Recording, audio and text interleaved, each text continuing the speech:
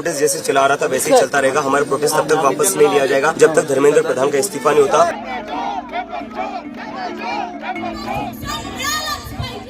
নিটের প্রশ্নপত্র ফাঁস কাণ্ডের বিচারের জন্য ফাস্ট ট্র্যাক আদালত গঠনের ঘোষণা প্রধানমন্ত্রীর। যদিও শিক্ষামন্ত্রীর পদত্যাগের দাবি থেকে সরতে নারাজ ককরোচ জনতা পার্টি। 34 दिन हो चुके हैं हमारे प्रोटेस्ट को, 34 दिन। इस देश के प्रधानमंत्री को 34 दिन लगे इस प्रोटेस्ट पर ट्वीट करने के लिए। देश के प्रधानमंत्री का ट्वीट तब नहीं आया जब 20 से ज्यादा बच्चों ने आत्महत्या करी। देश के प्रधानमंत्री का ट्वीट तब नहीं आया जब सोनम वांगचुक ने अपनी जान दांव पर लगाकर अनशन पर बैठे और आज उनके अनशन का 26वां दिन है। सोनम सर का अनशन खत्म नहीं हुआ। ताली मत बजाइए, ताली बजाने वाली बात नहीं है, ये शर्म वाली बात है कि ये सरकार 26 दिनों के बाद भी अभी तक धर्मेंद्र प्रधान को बचाने में लगी। ऐसा क्या है धर्मेंद्र प्रधान में? Prime Minister Modi's tweet is just a band-aid. The issue here and the protesters are very clear that they want Dharmendra Pradhan to go. The entire nation is out on the streets. The kind of barbarism that the Delhi police did here on 20th July, that has led to nationwide protests against Dharmendra Pradhan and this government. And I think, the sentiment of the crowd now is not so much towards Dharmendra Pradhan, but towards Prime Minister Modi. So Dharmendra Pradhan has to go. We are very clear about it. Nothing less than that will do. আন্দোলনকারীদের এই দাবিকে কেন্দ্র করে এদিন উত্তাল হয়েছে সংসদও। এর আগেও পড়ুয়াদের ওপর পুলিশি হামলার প্রতিবাদে ধর্নায় বসেছিলেন রাহুল সহ বিরোধী নেতারা। পরে সাংবাদিক সম্মেলনে বিরোধী দলনেতা জানিয়েছেন বিরোধীরা একজোট হয়েই এ ব্যাপারে সিদ্ধান্ত নেবে। বৃহস্পতিবার শিক্ষামন্ত্রীর পদত্যাগের দাবিতেই অনড় থাকলেন তাঁরা।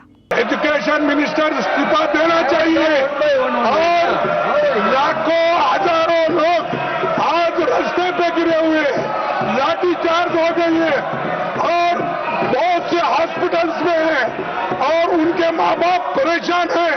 इसीलिए मैं आपसे विनती करता हूँ उनका एजुकेशन पहला लीजिए। যদিও আগে থেকে বেঁধে দেওয়া শর্তের ভিত্তিতে আলোচনায় রাজি নয় কেন্দ্র। नीट पेपर लीक को लेकर के इस सदन में और राज्यसभा में हम जिस प्रकार से विपक्ष चाहता है, जिस तारीख को चाहता है, जितना समय चाहिए चर्चा के लिए सरकार तैयार है। हमने आश्वासन दिया। आज सवेरे आदरणीय प्रधानमंत्री जी ने भी देश के सामने में बहुत अच्छे संदेश दिया है कि नीट पेपर लीक को लेकर के जो भी दोषी पाया गया है उनको कड़ी सजा के लिए फास्ट ट्रैक कोर्ट भी बनाने का आदेश दिया गया है।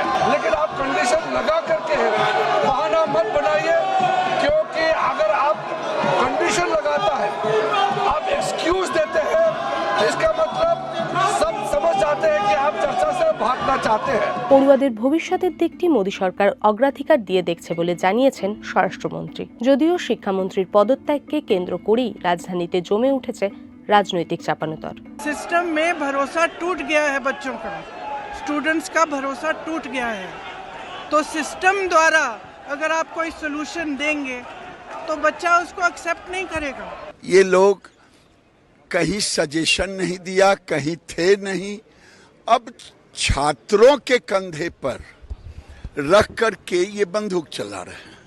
इनको सलूशन नहीं चाहिए, रोज रोज स्टैंड बदल रहे हैं। मंत्री जी इस्तीफा दें और फिर आप और हम सब लोग ये जानते हैं कि उन्होंने दोबारा परीक्षा कराई, वो स्वीकार कर रहे हैं कि पेपर लीक हुआ था, तो इस्तीफा तो देना ही चाहिए सरकार को। इस्तीफा स्वीकार हो जाए, इस्तीफा दे दें, उसके बाद हम लोग चर्चा शुरू करेंगे। যন্তর মন্তরে আন্দোলনকারী পড়ুয়াদের ওপর পুলিশি হামলার প্রতিবাদে এদিন বার্তা দিয়েছেন শীর্ষ আদালতের আইনজীবীরা। একজোট হয়ে সংবিধানের প্রস্তাবনা পাঠ করেন তাঁরা। We are here to stand with the students. We are here to stand on the side of justice. We are here to demand justice for the students. We are not here to agitate for ourselves. This is not about ourselves. This is the right of students and the duty of lawyers to stand here before the Supreme Court and demand justice for them. রাজধানী থেকে আরশোলা আন্দোলনের ঢেউ গিয়েছে অন্যান্য শহরেও। মহারাষ্ট্রে জমায়েত হয়েছে তরুণেরা। পড়ুয়াদের আন্দোলনের সূত্রেই ফের একজোট হয়েছেন রাজ উদ্ধব। আগামী 26 জুলাই বড় আন্দোলনের ডাক শিবসেনার। কলকাতাতেও আরশোলাদের সমর্থনে দেখা গিয়েছে জমায়েত। শহরে শহরে আন্দোলন ছড়িয়ে পড়ার পাশাপাশি এই ইস্যুকে হাতিয়ার করে একজোট হচ্ছেন বিরোধীরাও। আন্দোলনকারী ও বিরোধীদের দাবি মেনে শিক্ষামন্ত্রী কি ইস্তফা দেবেন? আরশোলাদের আন্দোলনের ভবিষ্যৎ নির্ভর করছে কেন্দ্রের আগামী পদক্ষেপের ওপরেই।